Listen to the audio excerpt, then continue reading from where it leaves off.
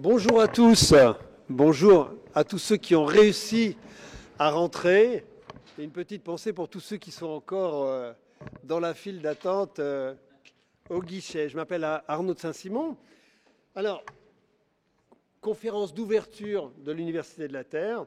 Tous les indicateurs environnementaux sont à peu près au rouge. Alors qu'un changement profond, systémique, courageux est nécessaire, on voit à l'inverse une sorte d'accélération, de superposition, d'interconnexion de toutes les crises géopolitiques, idéologiques, politiques, budgétaires même, marquées par un mouvement quand même de renoncement à transformer nos modes de production et de consommation vers une économie plus juste et plus durable. L'acronyme, le célèbre acronyme VUCA n'est même plus d'actualité tellement le monde est devenu complexe et ambivalent. On est dans la situation finalement la plus inconfortable qui soit. Un ancien monde en train de s'effondrer, mais sur lequel on a des repères, puis un nouveau monde, un nouveau paradigme, peut-être un nouvel âge, mais qu'on ne connaît pas encore. Un nouveau monde où le mieux vivre primerait sur la compétition économique, où le destin collectif primerait sur les égoïsmes, la qualité sur le toujours plus, l'usage sur la possession, et les alliances, les coalitions plutôt que la domination de la nature. Un monde où les humains, conscients de leur interdépendance, s'uniraient autour des forces de vie plutôt que de destruction. Alors, les acteurs de ce nouveau monde, ils sont là aujourd'hui. Ils sont là autour de nous à l'UNESCO. Des dizaines et des dizaines d'intervenants et d'acteurs inspirants, des milliers, on attend 10 à 15 000 personnes pendant 2 jours, de gens qui viendront essayer de comprendre, de chercher des solutions, de comprendre et d'agir. Et puis ces collectifs d'entreprises et d'entrepreneurs autour de moi qui réfléchissent et agissent pour dessiner ce monde plus durable. Parce que l'entreprise, elle conserve son pouvoir d'agir. L'entreprise, elle a les moyens et elle a la confiance, voire l'espoir que les consommateurs placent en elle pour être un acteur majeur de la transition. Alors, bien sûr, le poids de ces entreprises qui veulent transformer l'économie et nos modes de consommation, il est encore minoritaire, mais il progresse. Il est incarné par des dizaines de milliers d'acteurs et d'explorateurs. Il est totalement foisonnant, avec en ligne de mire atteindre ce fameux point de bascule. Bon, cela dit, le contexte, il est là, il est impitoyable et la réalité, elle était là. Première question à laquelle on va essayer de répondre. Qu'est-ce qu'on peut faire maintenant pour continuer à peser sur les cadres législatifs et les choix économiques favorables? Benoît Hamon, qui est ici, d'ESS France, nous donnera sa vision tranchée. Caroline, d'Impact France, nous dira quel plaidoyer, quelles actions sont possibles. Il sera intéressant aussi d'avoir le regard d'un acteur historique de l'intérêt général comme la Massif. Et je commencerai par Jean-Philippe Dogneton. Deuxième grande question, est-ce que ce contexte ne renforce pas la nécessité des alliances? Et là, Éric Duverger de la CEC aura quelque chose à nous annoncer aujourd'hui à l'UNESCO, et Mathieu Hetzer du CJD lui aussi. Et puis, ne laissons pas le bruit et la fureur nous détourner de l'essentiel. Poursuivons la transformation des entreprises et de l'économie. Let's stick to the plan, comme me disait un de mes intervenants. Qu'est-ce qu'on a à dire à tous ceux qui sont ici dans la salle et qui s'interrogent par où commencer? Quelles sont les vraies et les fausses bonnes idées? Qu'est-ce qui a vraiment de l'impact? Qu'est-ce qui aurait de l'impact dans ma transformation? Et les collectifs ici présents portent des critères clairs, des critères forts, par-delà la biodiversité de leur mouvement. 1. La nécessité de se définir une mission écologique, sociale et sociétale, plus ambitieuse peut-être que l'ARS nous expliquera, Guillaume Desnaux, de la communauté des entreprises à mission. 2. Le besoin de former les leaders et leurs équipes pour porter ces sujets complexes. Une priorité pour Éric Duverger et Mathieu Hetzer. 3. Être challengé, avancer avec des gouvernances élargies, accepter une évaluation, accepter un cadre. Et là, Mathieu Hetzer, Guillaume Desnaux, Camilla Garcia-Quirano de Bicorp et Anne-Sophie Thomas du Mouvès pourront nous expliquer ça. Et enfin, le souci de partager la valeur et la richesse, qui est le leitmotiv, entre autres, de Benoît Hamon et de Anne-Sophie Thomas. Puis en conclusion, Jean-Philippe Dogneton pourra nous dire quel est son sentiment sur ce qui a été dit, puisque finalement, tout ce dont on aura parlé est très natif dans la raison d'être de la Massif. Puis on essaiera de prendre, malgré toutes ces questions abordées, quand même quelques questions de la salle. Voilà, je suis ravi de vous avoir tous. Jean-Philippe. Oui, Arnaud, bonjour. Face à ce contexte que je viens de brièvement énoncer, en une phrase, très vite, qu'est-ce qu'on peut faire? D'abord, une première phrase, c'est bonjour à chacune et chacun d'entre vous. Moi, je suis très, très heureux d'être parmi vous et dans cette salle que l'on regarde tous parce qu'on a l'impression de faire un voyage dans le temps, en l'espèce, un voyage vers l'avenir, je l'espère. Eh bien, ce qu'on peut faire, c'est le mouvement et l'action. En réalité, on peut être des observateurs, nous le sommes tous. On regarde les choses, on voit les transformations. Mais en réalité, c'est l'action qui pèse. Et une entreprise citoyenne comme l'entreprise Massif, elle agit. Voilà. Et l'observation ne se suffit pas en elle-même, et on pourra revenir sur ce sujet. Et peut-être en une formule, dire, et c'est peut-être à destination de Benoît Hamon, une phrase de Jaurès, pour atteindre l'idéal, il faut passer par le réel.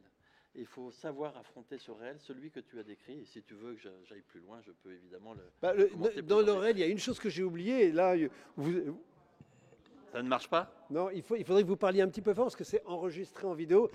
À l'attention de tout le monde, parlez bien proche du micro, comme moi, qui suis en train de postillonner dedans. Alors... Jean-Philippe, une deuxième question que je n'ai pas évoquée dans tous les périls, c'est le sujet de l'assurabilité, quand même, dont on a beaucoup parlé avec le plan d'adaptation. Oui, alors évidemment, quand on se projette dans une évolution climatique qui risque de faire le plus 4 degrés, la question de l'assurabilité se pose. Mais en réalité, elle se pose dès à présent, parce qu'on voit la violence des événements, leur discontinuité ou leur continuité, qui, au travers des périls multiples, crée vraiment des dommages majeurs. Si je regarde la seule charge climatique, elle devrait doubler, voire tripler d'ici l'horizon 2050. On l'a évalué à 100 milliards cette année, c'est ça? Oui, elle a passé la barre des 100 milliards à 130, et ça, c'est pour la seule partie assurantielle. En réalité, elle est à plus de 300 milliards. Donc, vous voyez qu'on atteint des sommets. Ce que je n'aime pas, et c'est là qu'il ne faut pas tomber dans la fatalité, c'est de parler d'inassurabilité. Quand vous êtes un assureur, vous commencez à utiliser ces mots-là, c'est finalement être assez défaitiste. L'assurabilité, elle doit demeurer et elle doit trouver des solutions. Et l'une de ces solutions, et pour moi la seule, c'est la question que l'on partage avec Benoît Hamon également, c'est la question de la mutualisation. La mutualisation versus segmentation. Nous sommes à la croisée des chemins, au fond. Soit on joue le chacun pour soi, face à ces périls de nature économique, démocratique, générationnelle, soit on passe par un système qui est celui de la mutualisation et donc un mécanisme de solidarité. En réalité, il n'y a pas réellement de choix, il n'y a que cette vocation-là. Et si vous rentrez dans une logique de mutualisation, alors vous donnez les moyens d'agir. Mais il faut accepter de transformer les choses, d'avoir une vision différente du monde, de l'entreprise, de sa gouvernance, et de la manière d'assurer les plus faibles. Parce que sinon, c'est le chacun pour soi, et le chacun pour soi, il va nécessairement générer de l'exclusion. Okay. Donc, nos entreprises, elles sont face à une transition, mais de transition à exclusion, il n'y a qu'un petit fil, en réalité. On peut basculer de l'un à l'autre, et l'exclusion, c'est évidemment le scénario qu'on veut absolument éviter. Merci. Benoît, juste un mot sur ce que pèse l'ESS en France aujourd'hui, parce qu'il y a quelques chiffres clés assez considérables à donner. Bon, merci, bonjour. Je peux réagir à ce que tu as dit, Arnaud, avant? Vas-y, vas-y. Non, parce que c'est intéressant. Tu commences, je trouve que tu as bien posé le débat, qui est de dire, quand tu dis l'ancien monde s'éteint et le nouveau monde apparaît. Il y a un grand intellectuel italien qui s'appelait Antonio Gramsci qui a défini la crise de la manière suivante. La crise, c'est quand l'ancien se meurt et que le neuf hésite à naître. Et il a rajouté, et dans ce clair-obscur peuvent naître des monstres. Et en l'occurrence, le nouveau monde, ça peut être l'économie d'Elon Musk, le marché sans la démocratie. Le fait de prolonger l'espérance de vie d'un modèle dont on voit bien qu'il s'est traduit par la dévoration et la prédation des ressources naturelles. Et moi, je pense qu'il faut, pour commencer un débat comme celui-là, économie en mouvement, économie autrement, poser les mots correctement sur ce qui se passe. On dit qu'aujourd'hui, le dérèglement climatique est lié à l'entrée de l'humanité dans ce qu'on appelle l'anthropocène, c'est-à-dire la responsabilité de l'activité humaine sur les écosystèmes naturels. Mais en réalité, quand le continent africain est responsable de 3% des émissions de gaz à effet de serre, quelle est la responsabilité des humains sur le continent africain là-dedans? Quasi nulle. En réalité, c'est un système économique, le capitalisme, qui produit cela. Alors, et ici, tout le monde cherche à voir quelles sont les voies et les moyens pour transformer ce modèle. Mais il est plus correct de dire capitalocène qu'anthropocène, pour commencer. Ça me semble plus juste, parce que sinon, c'est attribuer des responsabilités à des gens qui n'ont aucune responsabilité dans le dérèglement climatique. Première chose. La deuxième chose, c'est qu'effectivement, il y a des modèles alternatifs qui posent, en tout cas dans l'entrepreneuriat, il y a de la biodiversité entrepreneuriale, et ce qui ne veut pas dire ce que je vais dire maintenant, disent que c'est là c'est bien et que tous les autres, ce serait mal. Moi, je ne veux pas avoir d'approche morale du sujet, mais néanmoins, il me semble que les entreprises qui posent que le pouvoir dans l'entreprise ne repose pas sur le montant d'argent qu'on met sur la table, qui posent que la démocratie peut être un moyen utile de projeter l'avenir de l'entreprise, qui pose le principe de la mobilisation de toutes les parties prenantes, ces entreprises-là s'inscrivent dans la modernité de ce qui doit être l'évolution de l'économie. Et donc vous dites qu'il faudrait ESSiser l'économie. Qu'est-ce que ça veut dire? Ça veut dire que je pense qu'il faut davantage d'entreprises démocratiques et non lucratives qu'il n'en existe aujourd'hui. Aujourd'hui, l'ESS, c'est 2 700 000 emplois. Je vais vous prendre un exemple pour que ça vous parle. Quel est le poids économique des startups en France? Chiffre d'affaires cumulé selon la Banque de France. 25 milliards d'euros. Quel est le poids économique des associations? La valeur créée par les associations. L'association de ping-pong, l'association, etc., etc. 113 milliards d'euros. Ça, je vous donne des chiffres qui sont accessibles. Est-ce que vous avez l'impression que le mouvement associatif fait l'objet de 4 fois plus d'attention que les startups en France? Quel est le chiffre d'affaires cumulé des coopératives en France? 380 milliards d'euros. 15 fois plus que les startups. Or, les coopératives, elles sont territorialisées, elles ne changent pas de bannière, elles ne deviennent pas un jour singapouriennes, américaines, puis anglaises. Elles mènent des activités qui sont des activités territorialisées avec de l'emploi non délocalisable. Eh bien, voilà des modèles qui sont ceux de l'ESS, dont nous pensons aujourd'hui qu'il faut les développer. Comment est-ce qu'on le développe, ce modèle? Un, peut-être dans quel secteur? Et deux, avec des restrictions budgétaires. Je vais vous prendre un exemple très clair pour développer l'ESS. Vous vous souvenez tous du scandale en France d'Orpea. Nous découvrons qu'une entreprise lucrative fait des arbitrages en faveur des dividendes plutôt que la dignité des personnes âgées. C'est la même chose dans la petite enfance. Eh bien, la question est de savoir, dans un pays comme le nôtre, quand on parle de maisons de retraite et d'EHPAD, puisque c'est ce que nous avons, et avec le vieillissement de la population, est-ce que ces activités ne devraient pas être réservées ou au secteur public ou au secteur privé non lucratif? C'est-à-dire qu'on mette les personnes âgées vulnérables à l'abri d'arbitrages qui sont rendus en faveur du rendement du capital plutôt que de la dignité des personnes. ESSiser l'économie, c'est par exemple de dire que le champ de la vulnérabilité, celui de la petite enfance, des personnes âgées ou du handicap, doit échapper au secteur lucratif. Voilà comment on ESSise la France. Et comment est-ce qu'on pèse pour obtenir cette décision ou cette direction-là? Avec vous, mon cher. Non, mais quand je vous ai donné 380 milliards versus 25 milliards, vous vous dites c'est quand même curieux qu'il y ait un alignement des planètes tel pour les startups. J'ai aucun problème, et c'est bien qu'il y ait de la tech, c'est bien qu'il y ait tout ça. Mais c'est quand même assez incroyable qu'on passe à côté d'un atout aussi formidable que l'ESS. Et je vous donne ce dernier argument, qui est, vous comprendrez, un plaidoyer qui cherche à vous mobiliser, mais cherche aussi à mobiliser les pouvoirs publics. Nous sommes dans une période qui est une période, vous dites, de grande incertitude. Moi, je pense qu'on a beaucoup de certitudes. Le dérèglement climatique, la transition démographique, tout ça, c'est certain. Mais bon, il y a des menaces qui sont des menaces militaires aujourd'hui sur le continent européen. Il y a des menaces commerciales. Nous sommes dans un moment qui est un moment difficile. Le président de la République a appelé à l'unité de la nation. et je partage cet appel à l'unité de la nation. Eh bien, l'économie sociale et solidaire, elle est présente sur le dernier kilomètre de l'intérêt général. Là où il n'y a plus le service public, là où il n'y a plus l'économie conventionnelle. Ce sont des ressourceries, c'est un EHPAD non lucratif, c'est une crèche, c'est un établissement culturel non lucratif, c'est un club de sport, c'est de l'activité économique et ce sont des liens sociaux. Si cette économie-là flanche, si elle plie, ce sont ces 1001 liens sociaux qu'elle assure qui tomberont. Et là, je vous le dis, aussi bien dans des territoires urbains qui sont enclavés que dans des territoires ruraux qui sont aujourd'hui abandonnés, le désordre dominera. Or, nous n'avons pas besoin de ce désordre-là. Soutenir et changer d'échelle l'ESS, c'est renforcer l'unité des citoyens entre eux, c'est renforcer les liens sociaux, et c'est la force principale, la ressource principale qu'il faut aller chercher dans une période de tempête et d'épreuves comme celle que nous allons traverser. Merci. On a juste une réaction très rapide, hein, Jean-Philippe. Sous contrôle de Benoît, mais ce sont 200 000 structures qui assurent ce tissu social. C'est 14% de l'emploi en France, c'est 10% du PIB.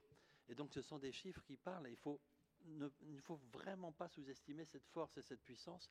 Et c'est en tout cas une présence locale qui assure effectivement, qui est gardienne de l'équilibre du tissu social. C'est vraiment très très important.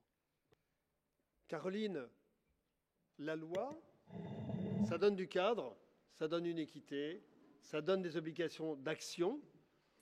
Et on pouvait dire qu'il y avait avec le Green Deal un projet européen pour valoriser un vrai business sur la contribution des entreprises au potentiel naturel. Mais beaucoup veulent aujourd'hui, beaucoup, droite et extrême droite surtout, je crois, veulent simplifier ou éradiquer ce cadre qui est remis en question actuellement cette semaine par la procédure Omnibus. Qu'est-ce qui va se passer?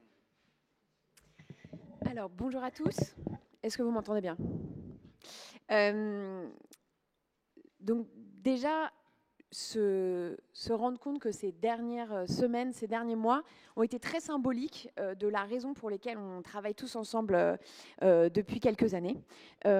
C'est qu'on a essayé de faire monter une voie qui est celle d'entreprises qui seraient réalistes et qui du coup seraient contre les réglementations, les normes écologiques et sociales en France.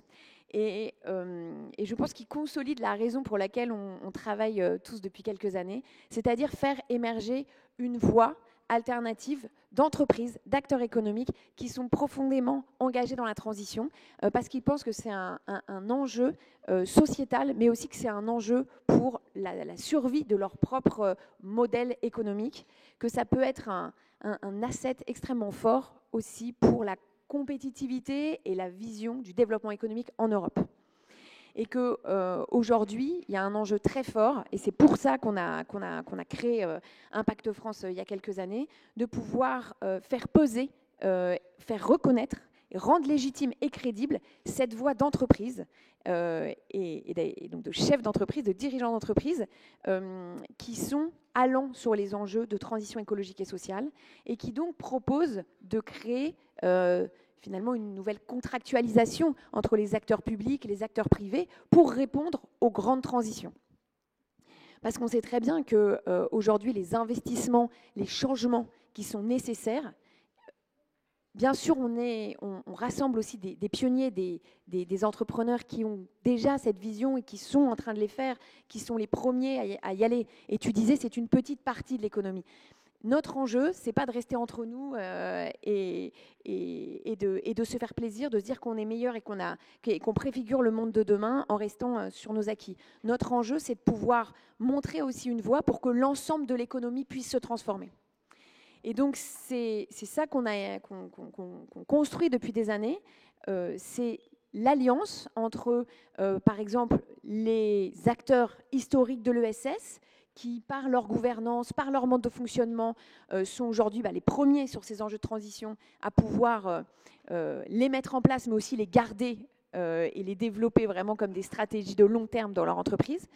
Mais aussi pouvoir rallier au fur et à mesure tous les acteurs dans l'entreprise qui souhaitent se transformer et qui souhaitent s'inspirer de nouveaux piliers, la limitation de l'impact négatif, le partage de la valeur et du pouvoir, et le développement d'un impact positif à côté de recherches de business rentable et compatible avec la recherche de business rentable.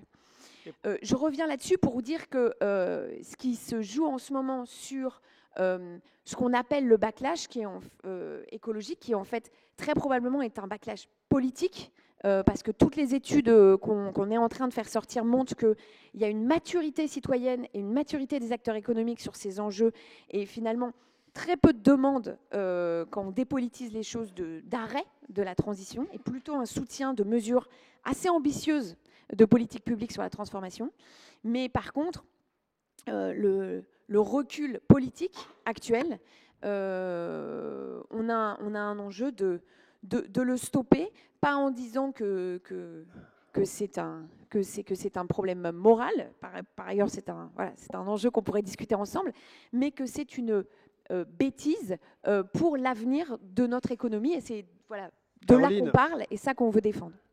Et quand on a préparé cet entretien, tu m'as dit, on a quand même 4 questions auxquelles il faut qu'on réponde. 1, à quoi ça va me servir? À quoi ça va servir aux entreprises? 2, est-ce que ça va me coûter plus cher? 3, oui, mais j'ai besoin d'une équité, c'est-à-dire contrainte et protection. Et 4, comment alléger le processus? Alors, tu as 2 minutes pour répondre à ces 4 questions. Donc, l'intérêt en fait d'avoir des acteurs économiques très différents, avec des statuts, des engagements, des visions différentes, mais qui construisent un discours cohérent, c'est qu'on est en capacité et qu'on a le devoir de parler du point de vue des entreprises, des chefs d'entreprise, et donc d'être réaliste avec l'injonction contradictoire qui leur est faite. Parce qu'aujourd'hui, le système capitaliste existant, vous le connaissez mieux que moi, il est basé sur une compétitivité basée sur le bas coût. Le bas coût, ça ne marche pas si on veut faire des investissements sur la transition qui peuvent rapporter, parce que parfois il y a eu un espèce de mythe, la sobriété ça va rapporter, on va baisser les chauffages et finalement ça va être assez simple. Non, la sobriété, changer de mode de fonctionnement, développer l'économie de la fonctionnalité, développer plus les usages plutôt que la production ou la surproduction, c'est des changements qui coûtent en temps, en investissement. Bien traiter ses salariés, développer des systèmes intelligents de gouvernance, ça coûte évidemment, ça coûtera toujours moins cher de faire des objets dans des mauvaises conditions par des gens semi-esclavagisés au fin fond de la Chine. Donc du coup, notre enjeu, c'est comment on arrive à retourner ces choses-là pour que ça soit possible pour les entreprises de le faire et qu'on puisse développer un intérêt économique et une compétitivité qui soit assise sur d'autres valeurs et pas seulement la valeur purement monétaire, ou d'intégrer dans cette valeur monétaire les coûts cachés et notamment les coûts écologiques et sociaux. Et donc la question qui est posée sur le Green Deal, c'est comment aujourd'hui on arrive à développer des normes qui puissent être favorables à la transformation des entreprises et les accompagner dans leur transformation, donc leur faire gagner de la compétitivité, mieux flécher les investissements, mieux flécher les aides publiques, et donc avec la certitude que derrière les normes qu'on leur propose, qu'on leur impose, ça soit des normes qui soient imposées pour toutes les entreprises, et donc évidemment aussi les entreprises étrangères, mais que plus ils vont se transformer, plus ils vont pouvoir montrer la force et la puissance de leur engagement, plus ils vont être accompagnés à pouvoir finalement justifier le déficit de compétitivité sur le bas coût, et donc avec des politiques fiscales plus favorables, avec des aides qui soient mieux fléchées. Et donc comment on arrive à ce que les normes soient une base d'accompagnement pour pouvoir se développer et pas une contrainte. Merci Caroline. Guillaume, en préparant cet entretien, tu m'as dit une phrase peut-être un peu contre-intuitive pour les dirigeants. Si on n'a pas de loi, ça sera plus difficile. Qu'est-ce que tu voulais dire par là? Avec effectivement la CSRD, on avait quelque chose de très intéressant qui est la double matérialité. Les PME notamment devaient être obligées à cartographier les impacts de la société et de l'environnement sur leur activité, mais également les impacts de leur activité sur l'environnement et la société. C'était une bonne idée. Il se trouve qu'avec l'omnibus, 80% des entreprises concernées ne vont plus avoir cette obligation, notamment les PME. Mais j'ai une mauvaise nouvelle à vous annoncer, le changement climatique n'est pas parti dans l'omnibus. Les crises sociales, les inégalités territoriales, la crise du travail ne sont pas partis dans l'omnibus.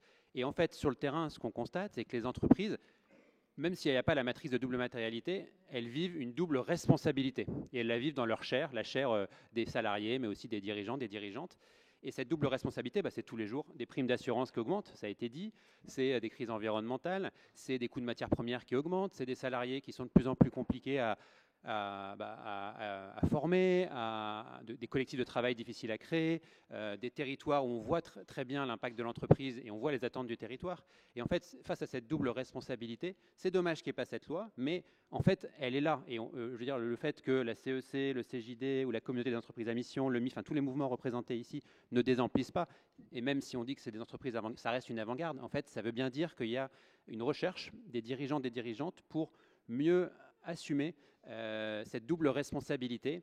Et je viendrai après sur les solutions. Mais oui, je pense que heureusement, on peut espérer que moins de lois fassent plus de responsabilité. Et quand je dis responsabilité, là, je ne dis pas des dirigeants responsables qui ont cette morale de la responsabilité. Je dis responsabilité, mais qu'on vit dans sa chair, parce qu'en fait, on a des problèmes à gérer tous les jours et qu'on voit qu'en fait, un PNL, le cadre très limitant qu'on utilise aujourd'hui pour gérer une boîte, qu'elle soit d'ailleurs dans l'ESS ou pas, en fait, c'est plus le bon outil et qu'il faut aller chercher d'autres cadres, voilà, des référentiels d'impact. Il y en a aussi ici avec Bicorp et la mission, on y viendra tout à l'heure.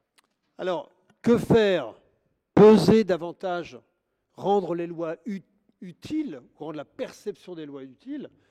Que faire? Il est plus urgent que jamais peut-être de coopérer, de créer des coalitions. Éric, je crois que toi et la CEC avaient quelque chose à annoncer aujourd'hui à l'Université de la Terre. Ça sera développé cet après-midi par Fabrice Bonifay, je le dis tout de suite. Mais vas-y, révèle-nous ça. Oui, bonjour à tout le monde. Déjà, moi, j'aimerais qu'on prenne conscience de nous-mêmes sur cette table ronde, les mouvements qui sont là. On est en alliance, on s'est préparé, vous m'entendez? Donc, ce que je veux dire, c'est déjà prendre conscience de ce qui se passe dans la salle ici, puisqu'on est en train d'ouvrir en fait les universités de la Terre, de tous les mouvements qui sont ensemble reliés pour cette préparation et pour les messages qu'on veut faire passer, et aussi de vous-même, de voir cette salle remplie avec toute cette envie, cette motivation, c'est déjà hyper encourageant. Moi, merci d'être là. Et en fait, j'ai 3 messages qui me semblent clés à ce moment-là, peut-être de l'histoire. Le premier, c'est agrandir la bulle, et je vais expliquer. Le deuxième, c'est prendre conscience de nous-mêmes, ce que je viens d'essayer de présenter.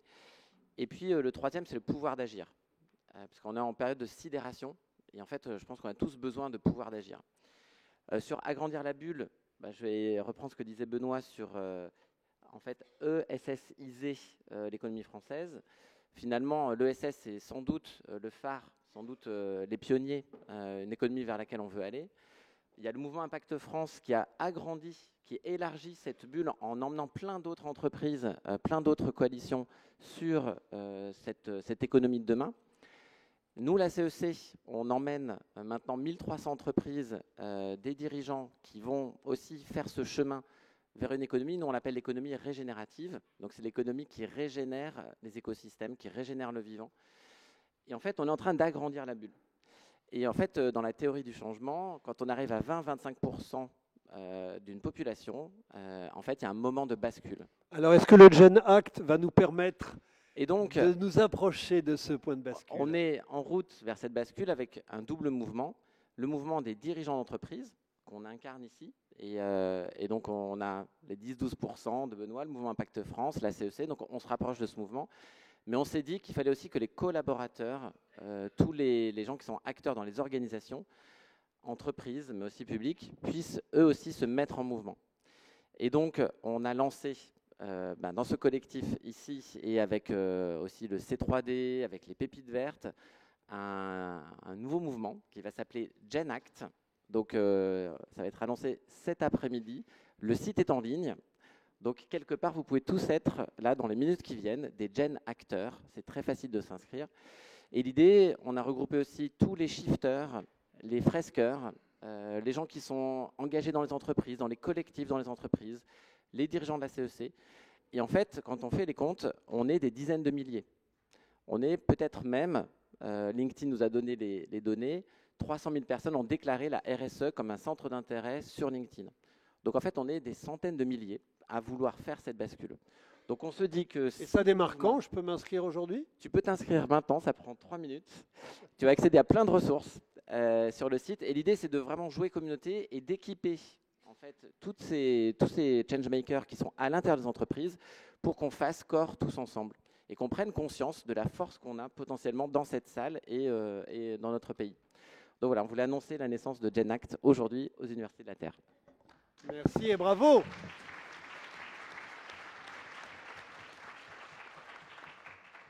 Mathieu, Hetzer, donc le CJD, qui est bien connu pour tous ses parcours de transformation, de stimulation et d'accompagnement des dirigeants, a lancé Galilée. Alors, explique-nous ce que c'est que Galilée, que vous voulez mettre en open source d'ailleurs. Bonjour à tous. Oui, je vais remonter un tout petit coup en arrière, puisqu'on a parlé beaucoup de CJD, effectivement. Moi, je représente des dirigeants d'entreprises à capitaux, principalement. On a un peu de SS, mais la majorité, c'est comme des entreprises à capitaux. Et au CJD, il y a quelque chose qui est très présent, c'est ce qu'on appelle la performance globale. La performance globale qui dit que la performance économique a du sens seulement si elle est au service de la performance sociale, sociétale, environnementale. Donc ça, chez nous, c'est ancré. Cette démarche-là, c'est la base, ça fait partie du parcours d'entrée au CJD. Au CJD, on est l'école du dirigeant. On va résumer ça comme ça. La performance globale, donc, c'est très ancré chez nous et on va au-delà juste, effectivement, de création de richesses financières.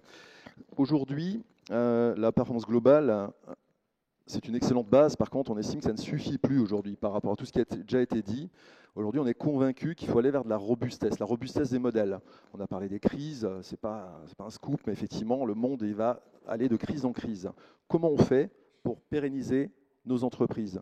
Comment on fait pour pérenniser les postes de nos collaborateurs? Parce qu'on parle beaucoup climat, mais il y a également une crise sociale qui est en cours, sociétale. Voilà. Donc, comment on aborde ça au CJD? On a lancé un parcours qui s'appelle Galilée, effectivement, un parcours sur 18 à 24 mois qui se joue sur les territoires, un parcours qui permet de déployer la coopération pour aboutir à la transformation des modèles d'entreprise pour créer des entreprises robustes. Donc coopération, ça veut dire quoi? Ça veut dire que si on prend Galilée, qui est un parcours, le parcours a été co-construit avec l'ADEME.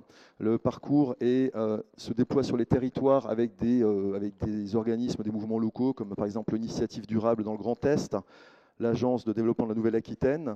On a également la CCI France. Voilà, donc on a tout un ensemble de partenaires, Make Sense en Centre-Île-de-France, etc. Donc la coopération cruciale pour œuvrer au service de la robustesse des modèles. Mais ça va plus loin que juste sur ce parcours, la coopération, parce que comme tu l'as dit, tu as parlé de GenAct, on est aussi membre fondateur de GenAct. On a donc des coopérations très locales, territoriales sur des projets bien précis, et des coopérations beaucoup plus larges. On est très proche du MIF, on est très proche de la CEC, de la communauté des entreprises à mission, on connaît bien Bicorp, etc. Donc coopération cruciale effectivement aujourd'hui. Et là, Galilée est en cours d'expérimentation en ce moment. Il sera généralisé en septembre. Et vous pensez le laisser accessible, entre guillemets, à des dirigeants qui ne seraient pas CJD? Totalement. Aujourd'hui, notre ambition, très modestement, c'est de contribuer à changer le monde, comme tout le monde ici. Et pour ça, et ici, bien sûr, pour ça, on n'a aucun intérêt à garder un outil, un parcours de transformation comme Galilée, on n'a aucun intérêt à le garder au sein du CJD. Donc l'ambition, c'est qu'à partir de décembre 2025, effectivement, Galilée devienne open source pour être accessible à un maximum d'acteurs, pour contribuer à ce que tu as cité, donc à la théorie de l'avalanche critique ou du basculement, etc., pour qu'à partir du moment où on arrive à transformer un certain nombre d'entreprises et ben les autres, elles suivent par ruissellement, on va dire ça comme ça. Donc d'où l'ambition de le passer open source. Et donc, à partir de septembre, les dirigeants qui sont dans cette salle pourront, enfin, il y aura une communication qui sera faite pour savoir s'ils sont intéressés d'y participer ou de le pratiquer, c'est ça? Eh bien, je l'espère bien, oui. Ok. Mais c'est bien l'ambition, c'est de le rendre accessible à un maximum de dirigeants, effectivement. Alors, troisième point, dans le que faire, le que faire, c'est poursuivre, voire accélérer la transformation des entreprises. Et par-delà la biodiversité des personnes, des mouvements, des philosophies, des convictions, les personnes qui sont là autour de la table, et je voulais juste dire qu'il y a beaucoup d'autres mouvements, on n'a pas pu tous les inviter évidemment, mais les personnes qui sont là autour de la table partagent un certain nombre de convictions et de critères. Il y en a une qui est se doter d'une mission. Alors c'est intéressant parce que c'est vrai que la mission, on a beaucoup parlé de la norme et de la CRD cette année, alors pourquoi se doter d'une mission, mais surtout comment on fait, Guillaume? Ouais, alors, je voudrais dire que face aux crises que je développais tout à l'heure, finalement les dirigeants d'entreprise vont aller piocher des démarches qu'on représente tous ici et qui sont extrêmement complémentaires. Donc certains vont aller sur des nouveaux modèles de leadership grâce à des programmes comme Galilée, grâce à la CEC. D'autres vont aller prendre des statuts qui ne sont pas officiellement des vertus, mais qui permettent quand même d'acter notamment la non-lucrativité. Voilà, il y a tout un tas de démarches très complémentaires, mais à un moment donné, se doter d'une mission, c'est un peu se mettre une boussole. Si je vais prendre l'image d'un randonneur, il peut avoir un sac à dos, des jambes, mais il faut aussi qu'il ait la boussole pour savoir où aller. Et donc, c'est pas un nouveau statut, c'est une qualité qu'on peut adopter. Et il y a 2000 entreprises en France qui l'ont déjà adopté, qui représentent 1 million de salariés, et qui va permettre d'engager les parties prenantes, donc à la fois les salariés, les investisseurs, autour d'une vision holistique. Comment on l'a construit cette mission, Guillaume? Alors généralement, elle se construit de manière très collaborative. Quand c'est une petite entreprise qui démarre, souvent c'est l'entreprise, le cœur de l'entreprise des salariés qui la créent, mais souvent dans les grandes entreprises, on a des démarches très collaboratives où on va impliquer, encore une fois, les clients, les salariés. Et je fais aussi une annonce, le 25 mars, au ministère de l'économie et des finances, on va présenter un baromètre où vous en saurez plus sur le développement des entreprises à mission en France, qui est, voilà, encore une fois, 1 million de salariés aujourd'hui. Ça commence à représenter quelque chose, et c'est vraiment, on ne prétend pas avoir la méthode magique qui va d'un seul coup révolutionner l'économie, mais un complément qu'on estime utile à tout un tas de démarches. Et c'est vraiment ça aussi, par rapport à l'union dont parlait Eric, qui est très important, c'est de comprendre qu'il n'y a pas une chose qui va d'un seul coup rendre une entreprise vertueuse. Et on voit celles qui avancent le plus, souvent, vont être Bicorp, avoir un statut ESS, être à mission, être dans la CEC. Donc voilà, c'est vraiment la complémentarité de ces démarches sur laquelle je veux insister, et à un moment donné, la nécessité de mettre la boussole au cœur, notamment pour pérenniser la mission. On voit aussi parfois, on est surpris dans l'actualité qui nous sidère tous, des revirements du jour au lendemain d'une entreprise qui va mettre à la poubelle sa politique de diversité et d'inclusion. Et ben, quand on ancre ça dans les statuts avec la mission, on crée de la pérennité. Et ça, c'est quelque chose de très important aussi avec la mission. Et on sait à quel point le sujet du sens est fondamental pour les salariés, pour les talents, pour les consommateurs, etc.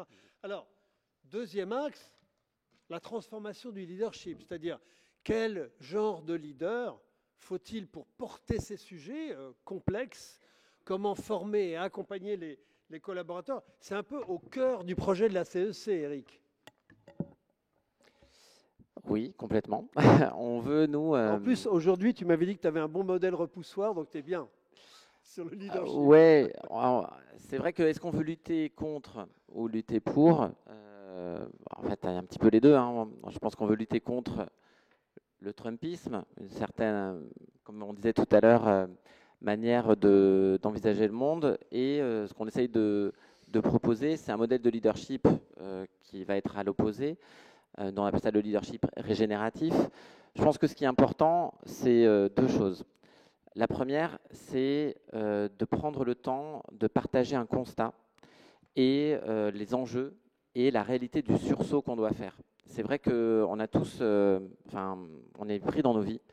Les dirigeants, ils ont une charge mentale de dingue, en fait. Dirigeant d'entreprise, c'est hyper stressant. Je pense que tu l'es, Mathieu, tu peux en témoigner.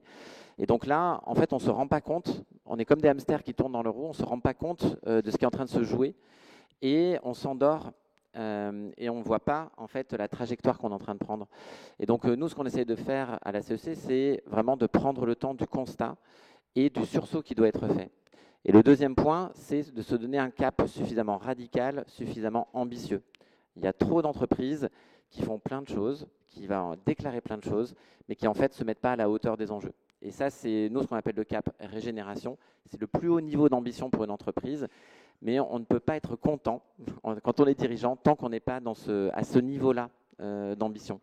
Et donc, juste le dernier point, c'est on se rend compte, et ça fait du sens en étant ici, c'est que les dirigeants d'entreprise, très souvent, se sentent seuls avec cette charge mentale, justement, avec oui, cette quels sont les responsabilité. sujets sur lesquels ils travaillent, les dirigeants à la CEC? Qu'est-ce qui revient le plus sur le plan de la croyance, des comportements, des émotions? Ils travaillent déjà sur parfois des renoncements. Il y a des activités qu'il faut tout simplement arrêter. Et c'est un grand tabou parce qu'on a la croissance du PIB, on veut toujours faire plus, on devrait faire mieux, mais on les force à se poser la question, est-ce que mon entreprise, elle peut continuer à exister dans un monde à 2 degrés, dans les limites planétaires? Donc ça, c'est des questions qu'on ose poser, qui parfois sont très difficiles pour les dirigeants. Donc il y a des activités auxquelles il faut renoncer et créer de nouvelles activités qui sont par nature régénératives. Et puis le deuxième enjeu, c'est de le faire en collectif. Donc ils sont entre pairs et ils peuvent aussi se challenger les uns les autres, trouver des idées et lancer cette grande vague de coopération. Parce qu'on sait aujourd'hui que l'optimisation en silo de toutes nos entreprises ne suffira pas. Il va falloir coopérer entre les entreprises. Les déchets d'une entreprise peuvent devenir les ressources ou l'énergie d'une autre entreprise, et aussi avec les pouvoirs publics. Donc ça se joue au niveau des territoires, c'est très très concret. En fait, les feuilles de route, à un moment donné, qui sont produites par les dirigeants, deviennent très très concrètes et très coopératives. Alors, je m'aperçois que j'ai bien fait de vous mettre à côté, toi et Mathieu, parce que je me retourne de vous vers Mathieu. Le CJD fait 110 000 heures de formation. Donc la transformation, la formation, elle est au cœur du projet du CJD. Pourquoi, très concrètement? On fait 70 000, ce qui est déjà pas mal. 70 000. Ça, c'est au téléphone, 70 000, 110 000. Ça ressemble. Vous ne faites que 70 000 alors. Que 70 000. Pourquoi c'est au cœur? Parce que on est convaincu que si on veut changer les choses, changer la façon de penser, de se comporter, il faut commencer par la transformation de soi. Première étape indispensable. La transformation de soi, ça veut dire d'abord mieux se connaître. On a beaucoup de types de formations au CJD. Les plus plébiscités, globalement, c'est les formations de développement personnel. Donc la connaissance de soi, la compréhension de soi pour comprendre l'autre. Pour être capable de me transformer, il faut déjà que je sache... Quel est le sujet qui travaille très concrètement le plus souvent les dirigeants? Qu'est-ce qui marche le mieux? Qu'est-ce qui marche le mieux aujourd'hui? C'est... alors, je vais essayer de vous la faire courte. Vraiment ça, apprendre à comprendre, déjà comprendre que chacun fonctionne différemment et essayer de comprendre comment faire pour pouvoir fonctionner tous ensemble. Voilà, en gros, ça va tourner autour de ça. Comment je fonctionne moi, comment fonctionnent les autres et comment on collabore tous ensemble. Et une fois que ça, on l'a compris, déjà, ça permet de modifier son management, ça permet de commencer à intégrer d'autres formes de gouvernance pour aller vers de la transformation des modèles. Modèles économiques, mais modèles de gouvernance, partage de la valeur, etc. Et ça, finalement, donc ça fait un bon lien avec mon sujet d'après, sur la nécessité donc d'être challengé, de transformer les gouvernances, d'adopter un cadre. Finalement, c'est un peu le principe du comité de mission, Guillaume, cette idée de la jouer collectif et de se dire qu'on n'a pas toutes les solutions, qu'on a besoin d'être challengé ou enrichi par des gens de l'extérieur. Alors oui, dans les sociétés à mission, il y a donc statutairement un comité de mission qui représente généralement toutes les parties prenantes, donc les salariés, les clients et également le vivant, l'environnement dans beaucoup d'entreprises. Et alors, ce qui est intéressant à noter, c'est que finalement, on a créé un nouvel organe de gouvernance avec la société à mission dans de nombreuses entreprises, y compris des grandes. Et on ne crée pas des nouveaux organes de gouvernance tous les jours. Depuis les comités d'entreprise, ce n'était pas forcément arrivé. Donc ça, c'est une première chose à noter. Alors bien sûr, ce nouvel organe, il n'a pas changé les choses du jour au lendemain. Et il est enfin en train d'apprendre à fonctionner. Donc c'est un de notre rôle à la communauté, via des groupes de travail, via des groupes d'échange, de documenter la manière dont il fonctionne, quand il fonctionne bien, et aussi quand c'est quoi un comité de mission efficace? Quand il fonctionne mal, on en parlait hors antenne, il y a parfois des comités de mission de complaisance, et nous on documente ça pour qu'au fur et à mesure, il améliore son rôle de challenge, et peut-être que ça passera aussi un jour par la loi. Il y a des réflexions dans ce sens, de faire des lois qui le rendent statutairement plus fort, et on observe dans beaucoup d'entreprises qu'il développe des liens avec le comité social économique, avec les conseils de surveillance, avec les conseils d'administration. Et un point, pardon, excuse-moi, un point quand même à noter, il y a une étude très récente qui a été faite par les mines. Dans plus de la moitié des comités de mission, eh bien, il y a des chercheurs ou des scientifiques. Et donc, si vous prenez la même stat sur les conseils d'administration, je ne pense pas que vous obtiendrez la même.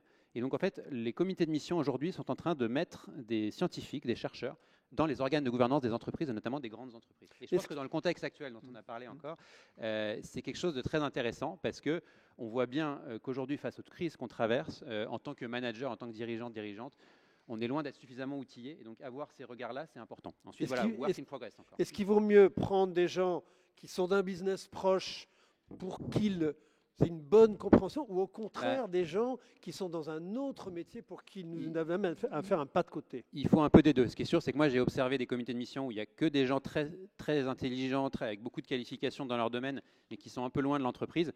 Ils n'ont pas les outils pour challenger. Donc, il faut trouver, et c'est un vrai travail. C'est aussi pour ça qu'on fait des formations pour les membres de comités de mission. C'est un métier qui est en train de s'inventer.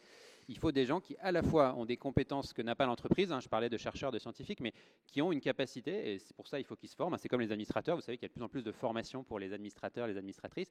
Eh bien, il faut qu'ils se forment à comprendre les enjeux et à avoir les outils pour challenger, savoir comment marche la gouvernance, où appuyer quand on n'est pas écouté, qui appeler justement au comité social économique, au conseil d'administration. Donc c'est vraiment le travail nous qu'on mène à la communauté. Voilà, encore une fois, c'est pas l'outil magique qui du jour au lendemain. Alors c'est arrivé, certaines entreprises ont été transformées radicalement par leur comité de mission, mais c'est plutôt dans des petites. Mais voilà, c'est vraiment un outil qui est en train de changer en profondeur le fonctionnement des entreprises, pas à pas. Et voilà, peut-être pas assez vite dans certains cas, et c'est bien qu'il y ait d'autres outils aussi qui viennent en complément. Alors Anne-Sophie, le cheval de bataille, le cœur du projet du MOVES, c'est le statut ESUS. Il y a deux aspects. Il y a un aspect partage de la valeur dont on va parler après, et puis il y a un aspect partage de la gouvernance. Concrètement, comment ça se passe? Alors, déjà, bonjour à tous. Ravie d'être présente aujourd'hui et de voir qu'on est nombreux pour réfléchir à l'économie d'aujourd'hui, puisque on est là pour changer une économie dominante plutôt capitaliste vers une économie de partage. Et on ne peut pas attendre demain, c'est aujourd'hui qu'il faut changer les choses. Et j'interviens aujourd'hui avec deux casquettes. Je suis coprésidente du MOVES, donc du Mouvement des entreprises écologiques, sociales et solidaires en France, qui défend le label, l'agrément ESUS, qui est un agrément qui est sorti il y a maintenant 10 ans avec la loi ESS, et qui en fait apporte une rupture, une alternative dans les modèles économiques dominants, en disant qu'aujourd'hui, effectivement, on a besoin de créer des entreprises, des structures. Donc moi, j'ai aussi une structure ESUS pour rendre le logement accessible à tous. Et on a besoin de créer ces structures en disant que pour rompre avec les modèles dominants capitalistes, on doit partir de la base qui est que quand on décide pour avoir un impact social, environnemental fort et de compenser en fait l'impact financier en disant qu'on ne peut pas aller vers une voie où on est juste là pour faire du profit, puisque c'est ça la définition économique d'une entreprise, c'est créer de la lucrativité sans prendre en compte les externalités négatives sociales ou environnementales. Et donc les modèles ESUS qui sont nés avec la loi ESS, qu'aujourd'hui je défends, c'est de dire qu'on doit partager la gouvernance, puisque c'est à ce niveau-là que si on arrive à intégrer toutes les parties prenantes, et pas seulement les financeurs qui sont là pour créer de la lucrativité, on va pouvoir avoir justement une lucrativité limitée et pondérée par l'impact social et environnemental qu'elle va pouvoir donner. Alors ça se passe comment concrètement dans les... C'est juste que la loi ESS, c'est la loi Hamon. C'est quand même sympa de le dire aujourd'hui. La loi Hamon, je ne l'ai pas citée. Concrètement, on va intégrer, et ce n'est pas seulement créer, en fait, pour être une structure ESUS, on doit avoir bien sûr une mission inscrite dans les statuts, c'est statutaire. Donc on ne le dit pas juste, on l'inscrit dans les statuts et ça va être porté par toutes les personnes qui travaillent au sein de cette organisation. Et on va surtout avoir l'obligation de mettre en place un comité qui va avoir un rôle qui va être au-delà de seulement consultatif, aussi décisionnaire, et permettre en fait de contrebalancer le seul pouvoir de la direction en disant qu'on va par exemple créer un comité des salariés, des bénéficiaires qui va être là pour voter chaque année. En fait, est-ce qu'on poursuit avec le dirigeant en place? Comment on réaffecte les bénéfices? Est-ce qu'on continue sur des axes stratégiques, par exemple, avoir telle activité parce que peut-être elle a un impact social ou environnemental négatif? Et on va pouvoir dire aux parties prenantes, salariés, bénéficiaires, fournisseurs, de justement, est-ce qu'ils vont être décisionnaires et avoir un rôle au-delà du consultatif. Et c'est ça qui est fort dans ces modèles-là, c'est qu'on contrebalance en fait les pouvoirs et on ne se limite pas à prendre la décision du simple capital ou des personnes qui vont avoir un simple intérêt économique, financier.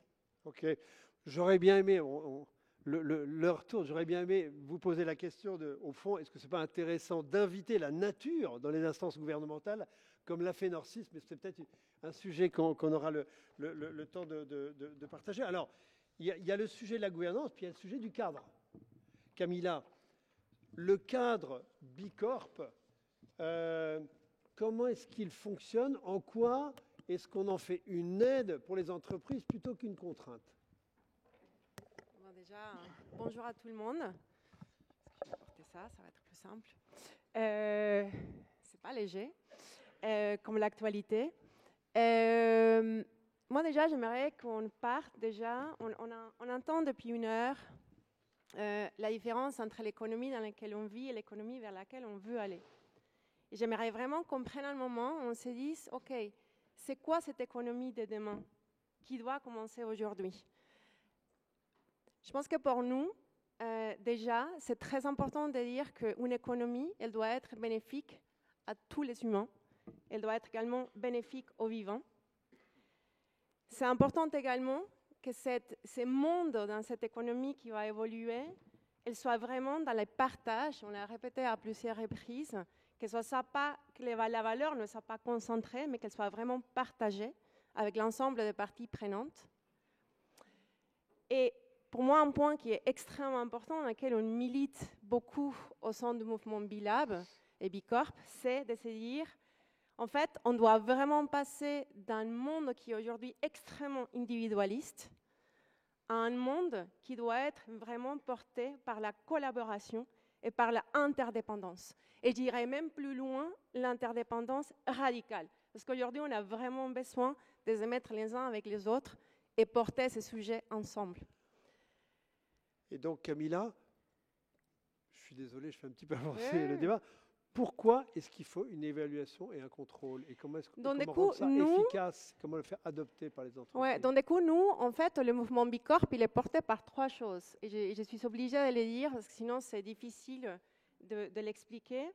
Donc déjà, en effet, on a un outil de mesure d'impact qui existe depuis les débuts, depuis la naissance du mouvement Bicorp en 2006, qui est un outil gratuit, qui est un outil holistique et accessible à tout le monde. Deux, on a en effet également cette notion des programmes de collaboration qui vont créer des liens et des ponts entre les mondes économiques, mais également avec les mondes politiques, avec les mondes académiques et les mondes de la recherche. Et un troisième volet qui est vraiment un label, parce qu'aujourd'hui, une entreprise peut devenir labellisée Bicorp si elle le souhaite. Et donc, dans la notion de cet outil de mesure d'impact, donc c'est un outil, comme je disais, créé en 2006, qui s'appelle les BIA, donc c'est les B Impact Assessment. Et c'est un outil qui prend vraiment en compte tout l'ensemble de l'entreprise, c'est-à-dire qu'elle va mesurer tous les niveaux opérationnels de ce qui fait l'entreprise, je dirais, de l'amont jusqu'à l'aval, ce qui permet de dire qu'aujourd'hui, c'est un outil qui est extrêmement complet. Mais c'est aussi un outil qui va permettre pas seulement de mesurer la partie opérationnelle, mais également aussi toutes les, on dirait le changement, les véritables changements que l'entreprise est en train de mener pour mener cette révolution. Et ce qui est intéressant, c'est que cet outil, en fait, il évolue bien sûr au fil des années. Et on n'a pas les mêmes outils depuis 2006. Il a évolué 6 fois, mais là, aujourd'hui, en fait, depuis aujourd'hui, mais ça va être annoncé en avril, donc dans quelques semaines, on sort un nouveau outil qui, en fait, on fait la plus grosse refonte du BIA depuis que le mouvement existe. Et ça fait 4 ans qu'on travaille là-dessus. Et ce qui est très intéressant à noter là, et c'est important de le dire, c'est que cette évolution des standards qu'on appelle a fait l'objet de 2 consultations publiques. Donc c'est la première fois aussi que ça s'est fait au niveau mondial, c'est-à-dire qu'on n'a pas seulement à aller chercher les entreprises qui sont aujourd'hui labellisées pour qu'elles viennent exprimer ce qui les intéresse de voir dans les nouveaux standards, mais aussi on a consulté les grands publics. Donc tout le monde, peu importe qui, a pu vraiment venir dire voilà ce que j'aimerais voir, voilà comment j'imagine qu'une entreprise doit être mesurée et labellisée demain. Et puis tu dis qu'avoir un outil de contrôle comme ça qui peut être perçu comme une lourdeur, en fait, et je crois que les sondages l'ont dit un peu, les premiers sondages l'ont dit sur la CSRD, ça peut créer un engagement des salariés et ça diffuse une culture de l'évaluation finalement. En fait, dans cette vision de l'économie que nous souhaitons tous, et on les voit avec les mouvements Bicorp, donc aujourd'hui, dans les mouvements, il y a 10 000 entreprises qui sont labellisées. Il y en a dans le monde entier, dans plus de 100 pays. En France, on est à 526 pour être exact. Mais ce qu'on voit, c'est qu'il y a un véritable sujet de transformation de l'entreprise elle-même. C'est-à-dire qu'une fois que l'entreprise devient labellisée Bicorp, oui, certes, c'est un Graal d'être labellisé parce que c'est un process qui est quand même assez complexe, lourd et long. Mais c'est un process qui ne s'arrête pas là. Et c'est justement les après-labellisation que le vrai changement commence. Parce que c'est quoi, en fait, être labellisé Bicorp? C'est quoi avoir finalement une labellisation, peu importe laquelle? C'est qu'on rentre dans une démarche d'amélioration continue. Et c'est ça le véritable changement. Et en fait, c'est pour entrer dans cette notion comment dirais, vraiment d'évolution, on doit engager l'ensemble des parties prenantes.